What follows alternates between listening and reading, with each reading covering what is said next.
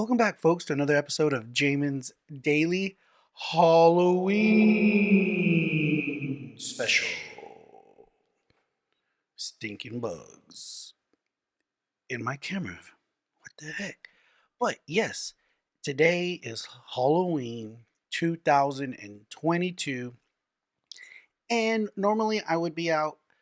It's just getting dark, and I would be out with my kids. We would be likely with other family members. We go to particular neighborhoods where there's young families and it's lively and they actually participate in Halloween. The neighborhood I live in right now, but old folks, older people, it's dead as a doornail. Okay, but you know things have changed, and last year uh, I was separated from my ex-wife, and it happened to be my day on Halloween, so I had the boys. It was perfect. I'll show you some photos from last year. But uh, this year, Halloween falls on their Mother's Day, and now we're divorced. And again, it's her day. And if I wanted to, I know I could have been like, "Hey, listen, I'm gonna take him to something cool. Do you mind?" And she would have said yes. But I actually really was hoping that they would go and do something with her family and her cousins on their side, something. So I was like, take them. And that gives me time for the podcast, folks. And another episode of Jamin's Daily coming to you Halloween special. But so, just wanted to give you a little bit of background, folks, of my Halloween experience growing up. Growing up, my mother was a holy roller, big into, you know, the Holy Ghost. We go to church and people be falling over, praise and worship. Okay, you know what I'm talking about. So the Halloween was of the devil when I was growing up. Things like that. So I didn't get to, and it kind of sucked because there are photos of my older brother and sister when they were younger and they were celebrating Halloween. This was like before my mom was like converted.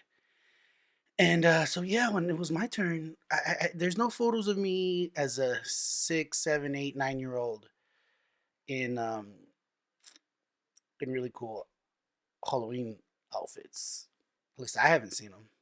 You know, I was part of the group, or and there's plenty of families out there same way where you go to like a fall festival, or a lot of times churches will have festivities on Halloween that are more, you know, godly, I guess. But so yeah, I feel like I missed out because I literally have no fond memories of trick or treating as a child. I cannot recall a single time when I was 10 or younger and I was trick or treating. So it's kind of depressing now that I think about it. But you try to do better for your kids. And now my kids get to celebrate Halloween, and there's going to be plenty of candy to go around. I'm going to eat some myself. Moving along, since it's Halloween, I was interested, folks at home, and if you know the answer, let me know by sending me an email to jaminsdaily@gmail.com. But I would much prefer you go to Facebook and send me a message through Facebook, or message me through Messenger on Facebook. I'll see that much quicker than my Jamin's Daily Gmail. Okay, but I took my children last week to their school had a trunk or treat. These this event has become very popular as of late. At least I've noticed. Maybe it's been around longer, 20, 30. I just don't recall there being trunk or treats in like the early 2000s or the 90s. I feel like this is like a new thing, trunk or treats. And They're cool. It's great. We get in business. It's a great way to give back and participate and get involved. It's also I took my kids to theirs. So obviously we go to the elementary. It's in the parking lot, and they treat it like a fundraiser. Was my only criticism. And I know they're trying to raise money, but I mean, people are kind of hurting nowadays. They don't want to. They're going to a school thing, which they think is going to be kind of more affordable. And then they get hit there, and they were charging tickets. You had to buy tickets, okay, to do these mediocre, not even carnival rides. Like these are literally like this festivities that you would do at a 5-year-old's birthday party. We're talking about pin the tail on the donkey kind of stuff. But it's something for the kids to do, and then they get the candy, and then other ones were just getting candy. But there were certain uh, activities at these different trunk or treat stations where you had to spend tickets. And then there was food. I understand the food you can sell, so you need to buy tickets. But even then, it's basically 2 tickets for a can of Coke. So you're spending $2 for a can of Coke. And if you want a slice of pizza, it's $2. So I was spending $4 for a can of Coke and a slice of pizza. So I spent $12 for me and the kids. And then we used 8 tickets. I spent $20 at the trunk or treat. So good for the school. I mean, I'm sure they raised money. I hope they spend it wisely. But I just couldn't help but feel like, man, some of these parents are here probably thinking, geez, man, I'm kind of struggling.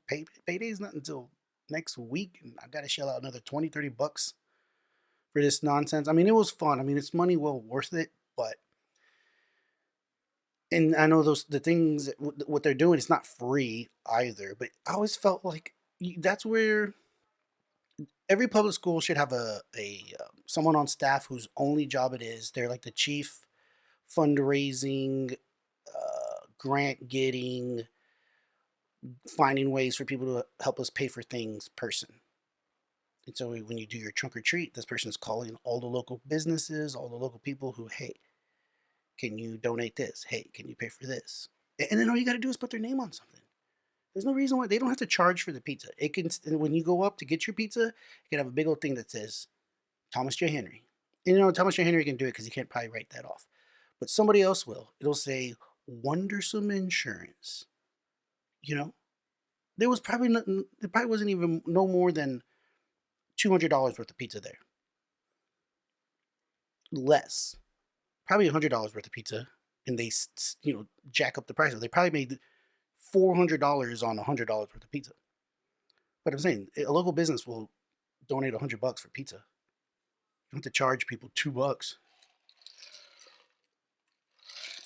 Or I mean, the parents who are at this. Okay, so that's just another way. I'm not complaining. I'm just giving some ideas to the folks out there. If you're in education, you're doing a trunk or treat, you should try that. Moving along, folks. I was watching the news. Unfortunately, we live in a day and age where there's crazy people all over the place, and you got to worry about your kids. Well, the candy. So it's Halloween again. You remember this is Jamin's Daily, brought to you by your guest, not your guest, your host, Jamin, on this special Halloween episode. They're telling the parents who are watching the news that you shouldn't let your kids have homemade Halloween treats. Sometimes people would make the Rice Krispie treats, other things. Especially nowadays because the candy is expensive if you want to give out candy. I could see how people would make their own little treats and you can go a little further. And it could be a reason, it's fun. Can't eat it. Tell your kids, listen, somebody gives you something that's not in a wrapper, you don't eat it. That's how it goes. And it's a shame. Because I think I remember, not when I was a kid, because remember, they didn't take me when I was a kid. Such a shame. But I do recall going once or twice as an older teenager. And at that point, you're just looking for trouble. if you're a teenager out doing Halloween stuff, a lot of times you're up to no good. But we'd get Rice Krispie treats. That was the more popular homemade item, Rice Krispie treats, and they were in like cellophane, so it wasn't like in the Rice Krispie blue, like the actual branded Rice Krispie. It was like some lady made them, put them in some cellophane, and gave it to you like for Halloween. Now it's probably now that lady who gives you it probably has fentanyl in it or something like that. Can't trust them.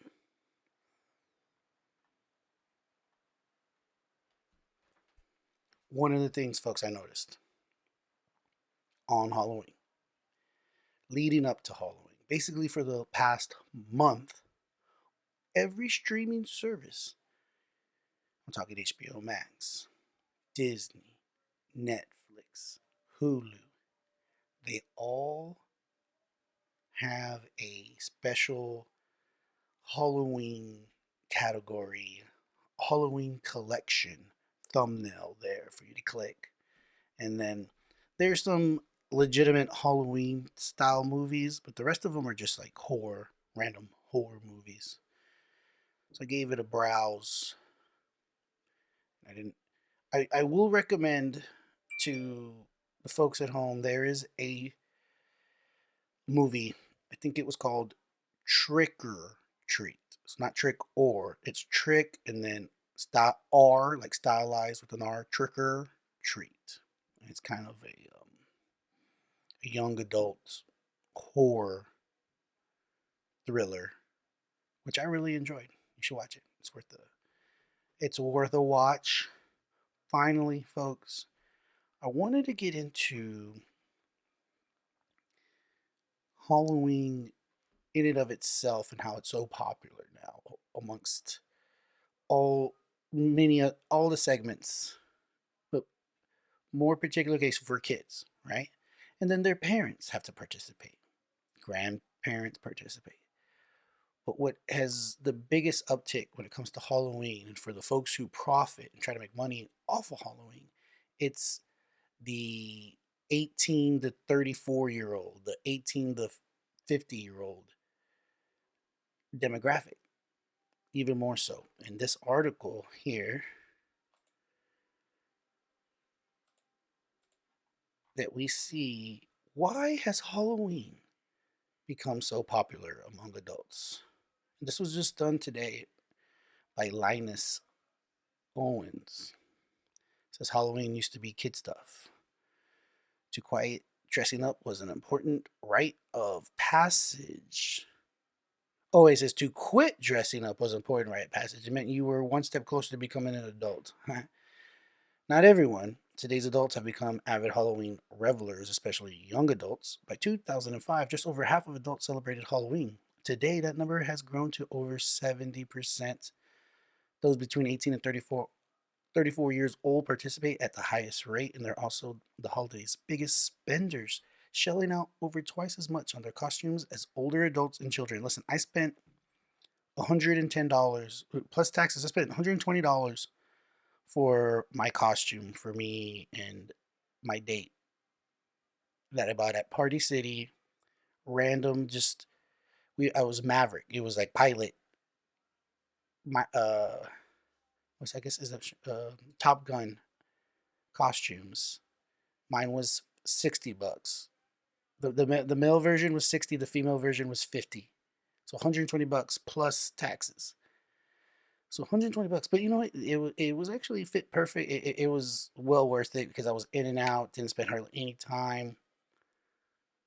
But yeah, that's a lot. Halloween celebrations have changed too. Less trick or treat and more parties and bar hopping. Today, alcohol is as important as candy to to the economy, to the Halloween economy. Why has this been happening? Here it is, folks. Some blame it on the millennials' refusal to grow up and enter the real world. See, this is where this gets real, like psychological. It's a long article, but I feel like that is kind of correct. But it's also a release. It's like you need Halloween in October to have fun with your friends before you get into the holidays and you have to be around people you don't even want to be around. Is that right? But why? So why might an emerging adult be drawn to Halloween? I guess maybe it's because for a single night they can be whatever they wish to be. Not anything, folks. It's actually it's the young woke crowd who are actually, taking the fun out of Halloween, saying you can't dress. You know what it is, being the PC police. You can't even like you can't be a Pocahontas. You can't be a cowboy. Cowboys and Indians. I guarantee you, somebody even the woke scolds would say, cowboy. What is it? Cops and robbers. All those things are all problematic in ways. But I say you dress however you want. That's the best thing to do. I mean, maybe there's some limits to some degree, but if you want to, cross the line, then I mean, that's why the line is there, right? Like, why would there be a line there if people didn't cross it? Because how could you know where the line is if it wasn't crossed? And then, like, we need to know what happens, and so there has to be people who cross the line. And when I mean cross the line, I'm not talking about this being completely offensive. I'm talking about just taking it to the next level, okay? Because that could be offensive. If I saw somebody in this extremely gory costume, I could take offense, perhaps. I don't know. My nephew, he was the palatera man one time. He's a white guy, but he was like 13 or 14 when he wore that costume. He had a little fake mustache and a sombrero, and everybody loved it. People were laughing out loud. It was so cool. So Halloween is for fun. Thanks for joining me, Jamin, your host, on this special Halloween episode of Jamin's Daily. Until the next time, stick with me because the best is yet to come.